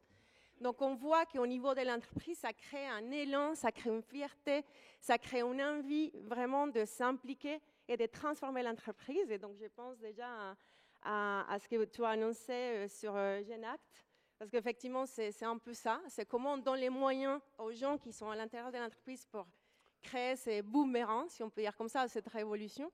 Et après également avec l'ensemble des parties prenantes. Ok, alors dernier sujet, dernière conviction qui est portée alors depuis toujours nativement par l'ESS, c'est le sujet du partage de la valeur et de la richesse. Alors, le partage de la valeur et de la richesse, on peut imaginer que c'est important sur le plan humaniste et social. Benoît, en quoi est-ce que le partage de la valeur, ça aide les entreprises à aborder la transition écologique? Quel est le lien? En fait, le partage de la valeur, c'est un partage du pouvoir. C'est ça qu'il faut, je crois, comprendre dans les modèles ESS. Dans un modèle d'entreprise de l'économie sociale et solidaire, on parle d'entreprise de personnes, ça ne veut pas dire que ce sont des entreprises sans capitaux. Il y a évidemment des capitaux. Mais le montant du capital que vous détenez ne vous donne pas plus de pouvoir, si vous en avez plus, que votre associé. Une personne égale une voix. Et donc, en partageant le pouvoir, ces entreprises sont aussi beaucoup plus hospitalières à la question de l'intérêt général. Je le redis, ce qui ne veut pas dire qu'une entreprise qui n'est pas de l'ESS ne se préoccupe pas de ces questions-là. Mais à partir du moment où le pouvoir est partagé, forcément la règle de délibération la plus simple, c'est la démocratie. Et une personne égale une voix, on a là une prise en compte des enjeux d'intérêt général qui me semble plus simple. Et j'insiste là-dessus parce qu'au fond,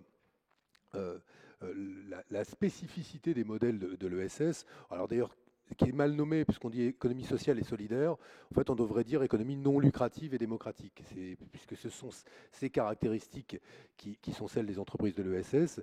Eh bien, aujourd'hui, le mobile de l'entrepreneuriat, ce n'est pas de rémunérer le capital, c'est d'abord l'objet social de l'entreprise. Et donc, je pense que c'est ce petit shift qu'il faut faire pour comprendre que dans l'ESS, finalement, le partage de la valeur n'est qu'un prétexte au partage du pouvoir, et en partageant le pouvoir, à mieux adresser les questions d'intérêt général. Super clair. Anne-Sophie, alors vous, le statut ESUS, il est au cœur du projet du MOVES. c'est un partage de la valeur qui est assez radical. Alors, c'est un partage de la valeur qui respecte justement la loi de M. Benoît Hamon sur les structures ESUS, entreprises solidaires d'utilité sociale, qui va en fait demander que les entreprises qui adoptent ce statut-là ne reversent pas plus de 25% des bénéfices aux actionnaires. Et en fait, tout le reste justement des bénéfices est réinvesti au profit de la mission de l'impact social et environnemental. Et c'est là qu'on crée justement cette rupture et ce partage justement de pouvoir, puisqu'on va aller lutter contre des inégalités sociales, environnementales fortes, et on va faire en sorte que aussi les économies réalisées, les bénéfices, ils soient redistribués justement aux parties prenantes à travers la mission. Et on le voit très clairement en termes de chiffres, quand on regarde en fait les structures d'économie sociale et solidaire, elles réinvestissent environ 80% de leurs bénéfices dans leur mission, alors que les entreprises classiques vont redistribuer plus de 60% des bénéfices aux actionnaires. Et donc c'est vraiment ça aujourd'hui, la rupture dans ces modèles-là, c'est de dire effectivement on partage la valeur créée, on partage le pouvoir, et c'est les éléments centraux qui vont nous permettre en fait de créer l'économie d'aujourd'hui, l'économie de rupture. Sur ce sujet du cadre, oui, je me permettre de rajouter quelque chose sur la complémentarité entre la mission et les statuts ESS. Il y a effectivement des entreprises de l'ESS non lucratives et démocratiques, ça a été très bien expliqué, mais pour autant, certaines ont ressenti le besoin d'utiliser le cadre de la mission, qui encore une fois n'est pas un statut, qui a une qualité qui vient à côté, c'est un peu transversal, tout simplement pour se mettre encore plus au service de toutes les parties prenantes de l'entreprise, parce que c'est pas parce qu'on n'est pas au service de ces actionnaires qu'on est forcément mieux disant sur les questions de gestion des salariés, sur les questions environnementales, et la mission est une aide pour ça. Et évidemment, Benoît Hamon l'a très bien dit, le cadre est favorable, donc c'est encore plus puissant quand on l'utilise dans le cadre de l'ESS, et j'ajoute aussi que évidemment beaucoup de structures de l'ESS le font sans avoir besoin du cadre de la mission. Je ne dis pas que c'est un besoin impérieux, mais j'insiste juste sur la complémentarité, parce que parfois quand on regarde le sujet de loin, on peut avoir une tendance, ça a été le cas parfois dans le passé, à opposer les deux, alors qu'en fait c'est deux choses très complémentaires, et la mission a l'avantage en tout cas de s'intégrer dans des entreprises beaucoup plus traditionnelles, beaucoup plus capitalistes, et de les aider à appréhender aussi l'intérêt général sans avoir la chance, si j'ai envie de dire, parce que c'est pas forcément facile dans leur activité ou parce que c'est pas leur histoire, d'être non lucrative ou démocratique. Alors juste sur le chapitre du cadre, j'ai oublié de te demander, Caroline, le mouvement Impact France a trois scores, trois impact scores. On peut comprendre l'intérêt qu'il y a à le faire et à communiquer dessus, mais en quoi ça aide les entreprises à piloter leur transformation et à embarquer les salariés ? Oui, alors en fait, effectivement, ce qu'on a vu, c'est justement, et c'est bien de rebondir à ce que disait Guillaume, la grande complémentarité des dynamiques de transformation. Et finalement, il y en a énormément. Alors des fois, on nous dit, oulala, mais du coup, entreprise régénératrice, entreprise à mission. Et en fait, on se rend compte qu'il y a une grande complémentarité. Et ce qui est génial avec cet archipel finalement de méthodes pour pouvoir y arriver, c'est la capacité à ce que ça puisse s'adapter à des modèles d'entreprise différents. Et donc, à remplir notre enjeu d'élargir la bulle que disait très bien Eric. Il n'y a pas un modèle bien qui pour tout le monde, pour toutes les entreprises françaises. Par contre, on a eu un enjeu collectivement de pouvoir quand même trouver un moyen de s'aligner. Donc de bien vérifier qu'on dit les mêmes choses et qu'on a les mêmes objectifs, aussi pour clarifier les choses vis-à-vis des entreprises. Et c'est dans cet esprit qu'on a créé il y a quelques années un Impact Score. L'Impact Score, c'est quoi ? C'est vraiment une base commune. Aujourd'hui, presque tous les acteurs qui sont là font partie du comité des parties prenantes de l'Impact Score, qui propose de pouvoir diffuser ces valeurs, diffuser ces principes d'action, donc la limitation de l'impact négatif, la stratégie d'impact positif et le partage de la valeur et du pouvoir, qui sont les trois piliers sur lesquels se base la transformation réelle d'une entreprise, pour aider n'importe quel dirigeant, n'importe quelle aussi partie prenante de l'entreprise à comprendre ce sur quoi il faut réellement s'engager et quel est aussi le niveau attendu. Éric le disait tout à l'heure, être au niveau des ambitions. Aujourd'hui, les ambitions posées sur ces différents volets, les volets environnementaux, les volets sociaux, ils sont connus. Il y a des objectifs démocratiquement posés. Il y a un objectif de réduction de l'empreinte carbone français, européen. Voilà, il y a des objectifs de réduction de la pauvreté, d'inclusion. Et finalement, les entreprises, elles rentrent dans ce cadre. Elles peuvent rentrer dans ce cadre. Et ça leur permet de clarifier là où elles doivent aller et comment elles peuvent contribuer finalement aussi à leur place à faire société à côté des acteurs publics et des citoyens.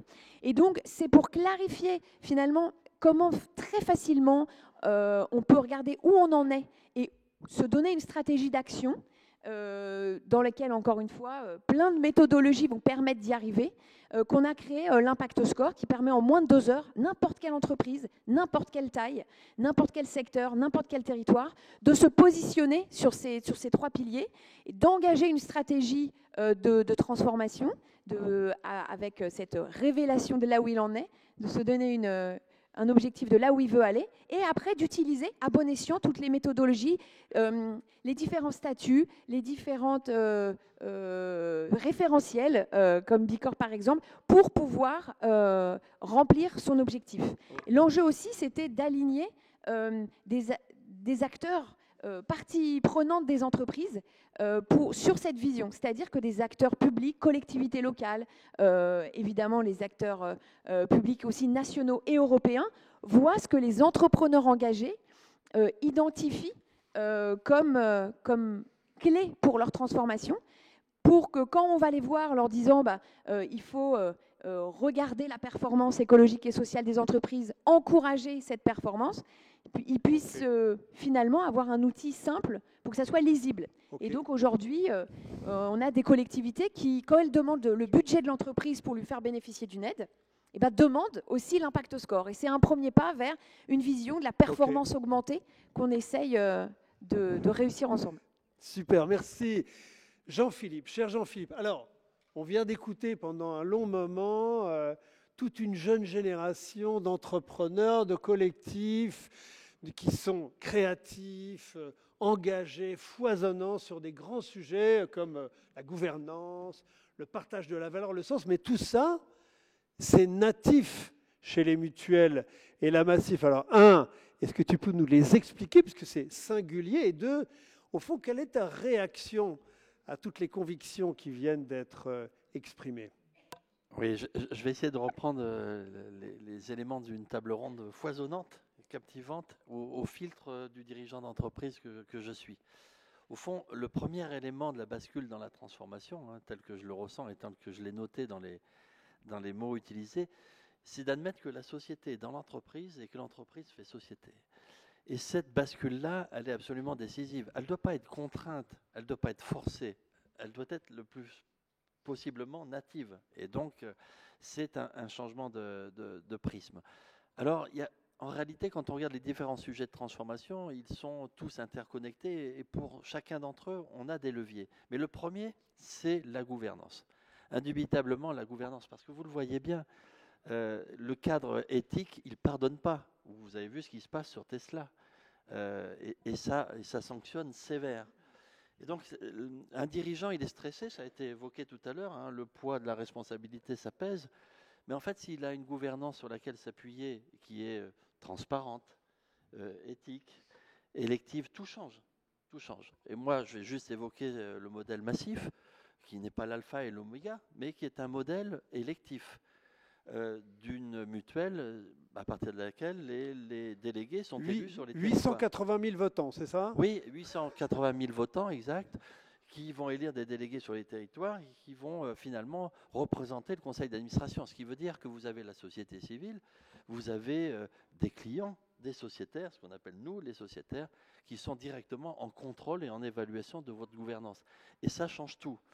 Par ailleurs, la mutuelle, et vous l'avez dit, a la faculté de s'autoriser le temps long et de s'inscrire dans un modèle redistributif.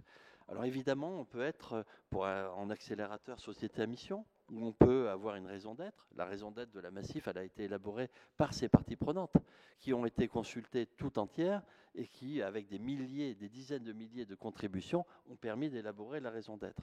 Et c'est pourquoi le territoire de marque de la Massif, c'est Massif, c'est vous. Parce qu'en fait, on renvoie la responsabilité et le pouvoir de transformation aux parties prenantes. Il faut une sacrée dose de courage pour accepter de rentrer dans un modèle comme celui-ci.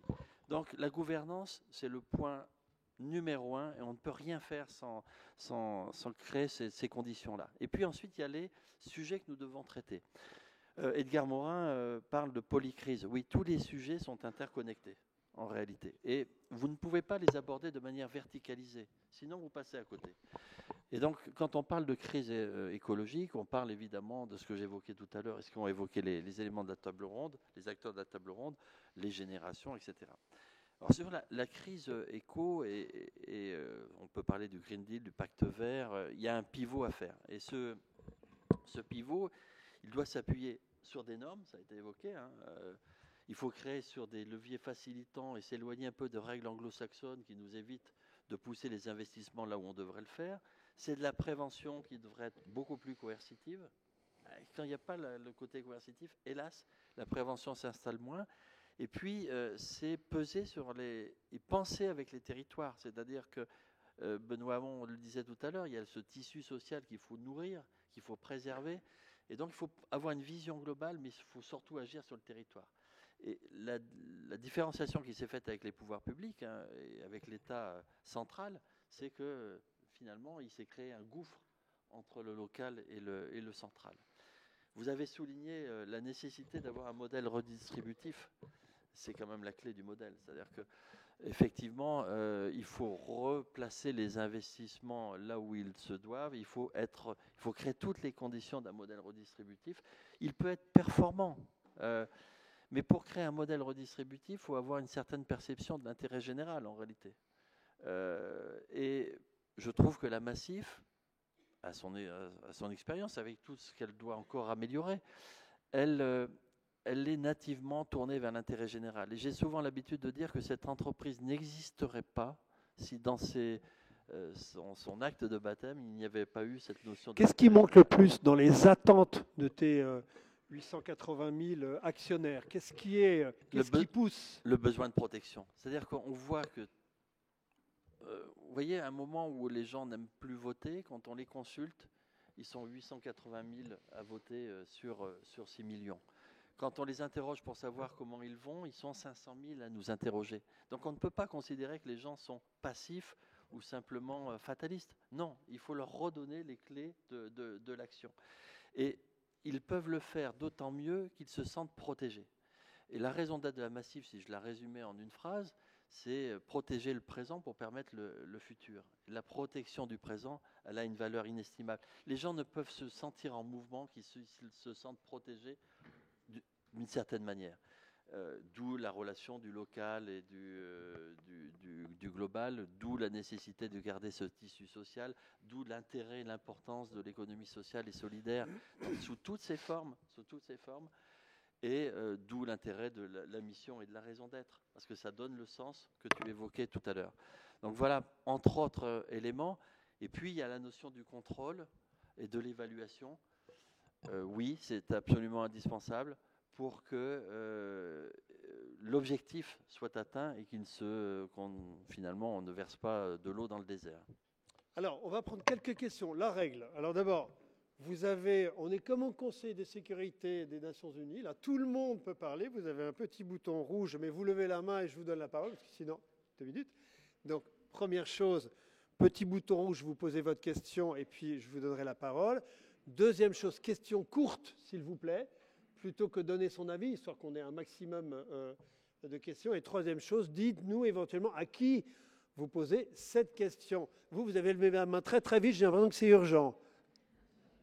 Avec la casquette. Et en plus, vous n'avez pas de micro en plus, on vous coupe la parole. Est-ce que ça marche? Oui, parfait. Je suis Guillaume Agiman, je suis ambassadeur d'un lieu qui s'appelle le Fine Climate, qui accueille la CEC notamment en ce moment. Il y a l'actualité, il y a Paul Midi qui dit dans Paris Match, ce fonds souverain de 500 milliards d'euros qui pourrait financer l'effort de guerre, 3 petits points, et les retraites. Donc ma question, elle est peut-être sur la Massif. Il y a une capacité, si je ne me trompe pas, d'épargne des Français qui est entre 3 milliards et 6 milliards d'euros. On est sur l'économie en mouvement et financer la transition. Donc en fait, je voudrais avoir un peu l'avis de la création de modèles économiques à partir de cette épargne-là qui est souvent sur des outils de placement un peu vétustes. Quels sont les nouveaux modèles à inventer? Est-ce que vous avez déjà travaillé sur ces problématiques-là? Voilà, merci beaucoup. Oui, on flèche de l'épargne, bien évidemment. Et ça rejoint la question d'éthique, de gouvernance et de parties prenantes, parce qu'on ne le fait pas sans associer nos sociétaires à qui on propose finalement ce fléchage. Et il est clair qu'on flèche clairement vers la transition écologique, massivement vers la transition écologique, avec un certain nombre de règles que l'on pose pour évaluer justement les résultats de ce fléchage. Mais il y a aussi cette idée que l'on essaie de mettre en place des fonds qui sont directement tournés vers le local. Parce que moi, je crois aux preuves concrètes. Il faut à la fois gérer le temps long et le très court terme. Les besoins des territoires, ça va être de la méthanisation, ça va être de l'exploration sur de l'hydrogène, ça va être un accompagnement sur toutes sortes d'initiatives qui sont des réalisations extrêmement concrètes. Moi, j'y tiens absolument, et ce sont différents instruments qui peuvent agir. La fondation de la Massif, sa présidente est ici dans la salle, qui permet effectivement d'accompagner des projets inclusifs, très tournés vers l'ESS, qui donne donc la capacité de créer de nouvelles entreprises. Il faut jouer les deux choses. Après, peut-être un point, les normes que j'évoquais anglo-saxonnes, elles ne nous facilitent pas l'action. Elles créent beaucoup de volatilité, c'est ce qu'on appelle solvabilité 2, et qui parfois sont inhibantes. Donc il faudrait arriver à sortir de ce corset-là pour avoir encore plus d'impact. Ok. Madame, là, avec le en noir. Bonjour, est-ce que vous m'entendez? Ouais, nickel. Juste avant ma question, déjà merci beaucoup parce que vous êtes tous et toutes des personnes hyper inspirantes et je suis ravie d'avoir Je suis d'accord avec vous. Cette conférence. Donc vraiment top. Pardon, je me suis pas présentée, Noémie Algrabli du cabinet BL Evolution. Ma question, elle est un peu pour toutes les personnes qui ont... Il faut en choisir un, sinon on ne va pas y arriver. Répondra qui voudra. Comment, dans vos méthodologies, vous incluez la reconnexion entre une entreprise et son territoire proche, bon, potentiellement tout au long de la chaîne de valeur, mais surtout sur les opérations directes? Merci. Ok, réponse courte, qui veut prendre?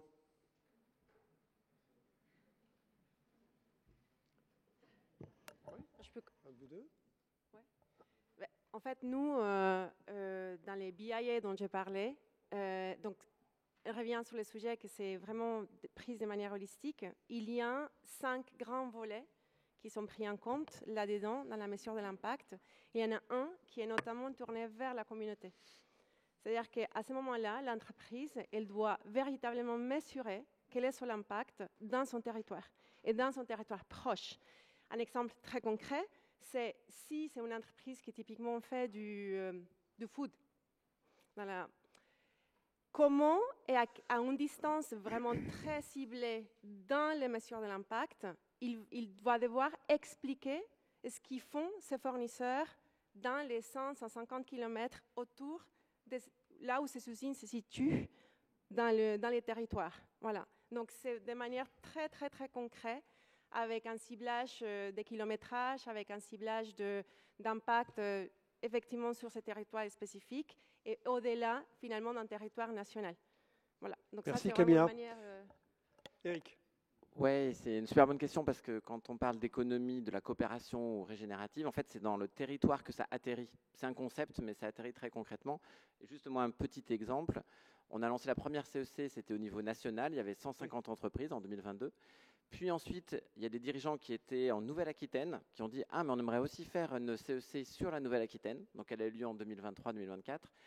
Et dans ce territoire, il y a des dirigeants du Pays Basque, qui sont 8. Ils ont dit « Ah, nous, on veut faire une CEC sur notre territoire, notre bassin de vie du Pays Basque ». Et donc, elle va se lancer là dans quelques mois. Et on redescend au plus proche, en fait, des territoires et des bassins de vie. Et on voit que le territoire, ça a beaucoup de sens sur la coopération, puisqu'on partage tous le même territoire par-delà la différence de nos business. Mathieu. Alors, Mathieu Guillaume, mais bien. J'ajoute qu'on a parlé de vision holistique, de pas verticaliser les choses. Et en fait, c'est nécessaire au niveau d'une mission. C'est aussi dans l'ADN de Bicorp. Si on regarde les choses de manière holistique, finalement, la seule manière de ne pas rentrer dans une complexité abyssale, c'est de regarder le territoire. Parce que le territoire, c'est un concept qui est holistique par nature, puisque ça concerne l'environnement, ça concerne les gens qui habitent sur ce territoire, les entreprises qui y travaillent. Donc c'est vraiment le concept clé pour réfléchir à sa mission ou à tous les outils pour se transformer. Et vous demandiez tout à l'heure ce que faisaient remonter les parties prenantes. Ben, les parties prenantes, justement, elles résonnent territoire. Et donc c'est vraiment une remontée très très forte. Et nous, au CGD, nous sommes structurés, moi je représente la tête de réseau, nous avons des régions et des sections. On a 128 sections sur les territoires, dans les grandes villes de France, on va dire, qui peuvent donc ruisseler naturellement sur les territoires avec tout ce qu'on imagine en tête de réseau. Et c'est comme ça que Galilée se déploie, c'est comme ça que la CEC se déploie, c'est vraiment sur les territoires. Et je voulais juste compléter pour dire qu'on est en train de travailler à une innovation qui se développe concrètement dans les entreprises, dans les territoires. C'est la mise en place de dividendes territoriales. Ça veut dire quoi? C'est comment aujourd'hui des entreprises, elles vont sur leurs résultats réserver une part à des actions pour les territoires. Aujourd'hui, ce mouvement, il se structure. Et c'est une proposition qui commence à prendre forme. Et donc, si vous avez envie d'y travailler, n'hésitez pas à nous contacter. Ok, je vais passer la parole à quelqu'un de pauvre, malheureux et mercenaire. C'est écrit sur son t-shirt, je ne sais pas très bien ce que ça veut dire, mais on va aller tout de suite à votre question. C'est du Brassens. Pauvre, malheureux, mercenaire. Bonjour, merci beaucoup à vous. Ambroise Carminati, je suis scénariste et réalisateur.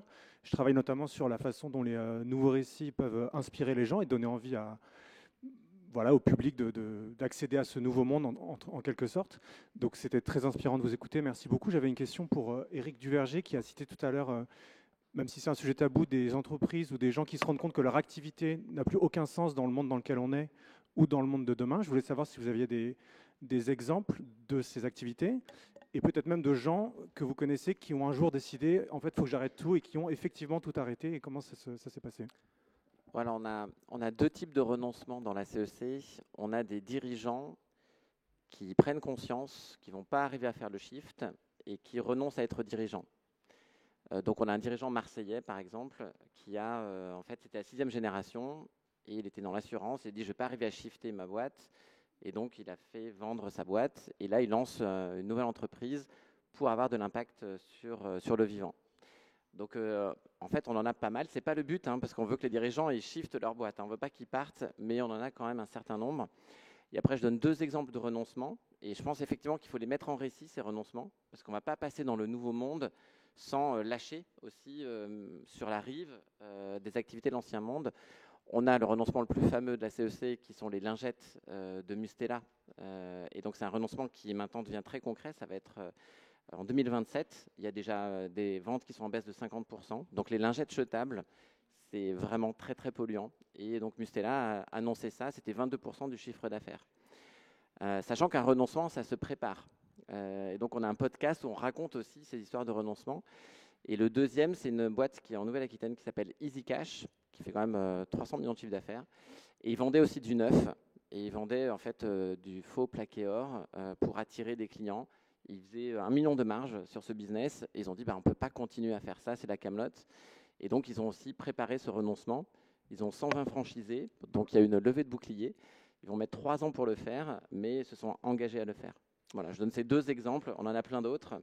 40% des entreprises de la CEC se sont engagées dans des renoncements. Et comment s'appelle le podcast? Cap Regen, où ces dirigeantes racontent comment elles organisent ce renoncement. Une dernière question très rapide et une réponse très rapide. Oui, presque 11 heures. Merci pour ces échanges qui montrent que le SE est vraiment au moteur pour cette entreprise, cette économie régénérative à venir, qui ne se contente pas de limiter les dégâts, mais des impacts positifs. Je profite des annonces qui ont été faites ce matin, notamment Jeanne-Acte, pour en annoncer aussi une. C'est la création à la disposition des entreprises ici présentes d'un nouvel outil scientifique et opérationnel qui s'appelle le GIECO. Pour ceux qui ne connaissent pas, donc c'est le groupement d'experts scientifiques du climat dédiés au comportement humain. C'est un peu l'équivalent du GIEC, mais pour le comportement humain. Donc c'est des scientifiques des sciences cognitives qui vont étudier c'est quoi les freins, c'est quoi les leviers à lever pour faciliter et favoriser le passage à l'action. Parce qu'on a tous conscience de l'enjeu climatique, de l'urgence, mais il y a encore trop peu de passage à l'action. Ça rejoint un peu la logique du Jeanne Acte. Et ce groupement scientifique, donc il est à disposition des entreprises non seulement pour, de façon académique, identifier les freins, les leviers au quotidien qui vont permettre vraiment de faire bouger les gens, les citoyens, au quotidien, face à l'urgence, mais met aussi en place des outils pour les entreprises, très opérationnels, des boîtes à outils, pour aider les entreprises à faire bouger, à aider le passage à l'action de leurs clients, de leurs sociétaires, de toutes leurs parties prenantes. Donc si ça intéresse les entreprises ici présentes, nous à la Massif, on le soutient maintenant depuis 1 an. Je vous invite à vous rapprocher du GIECO et à regarder ce qu'ils font et à les soutenir pour favoriser ce passage à l'action individuel mais aussi collectif. Merci. Voilà. Alors, j'ai ouvert l'Université de la Terre il y a 2 ans avec Jacques Fradin, qui est le créateur, l'âme, qui pilote le GIECO. Mais du coup, ce n'était pas vraiment une question, mais ça m'arrange vu qu'il est 11h. Alors, j'ai juste 3 choses. 1, je voudrais vraiment qu'on les applaudisse.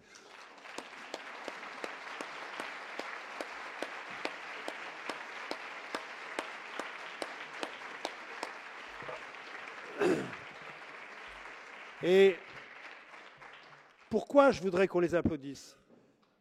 Je voudrais qu'on les applaudisse parce que d'abord, 1, ils se sont bien prêtés au jeu, ils sont nombreux, il y avait beaucoup de questions, bon, voilà. Et 2, ils ont fait la belle démonstration de ce que c'est que les coalitions et la coopération. Je peux vous dire que quand on préparait la table ronde, ça discutait, on sentait que, voilà, il y a une bonne pollinisation, voilà. Et puis l'autre chose pour laquelle je voudrais les remercier, c'est que moi, je regarde ce sujet de la transition écologique, des grands enjeux, comme un stoïcien. Et les stoïciens, selon la célèbre phrase de Marc Aurèle, ils essayent de se concentrer sur ce qu'ils peuvent changer, là où ils ont un pouvoir d'agir, plutôt que de se désespérer sur l'état du monde et en bref, ce qu'ils ne peuvent pas changer. C'est là qu'est la sérénité.